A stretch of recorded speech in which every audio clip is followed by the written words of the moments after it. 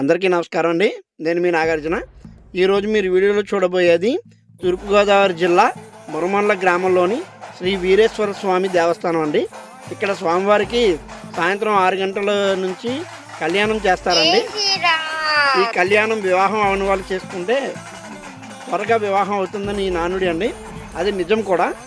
ఇప్పుడు మీరు చూస్తున్నారు కదండి, స్వామివారిని ఊరేగించి పల్లకీలో తీసుకుని కళ్యాణ మండపంలోకి తీసుకువెళ్తున్నారండి.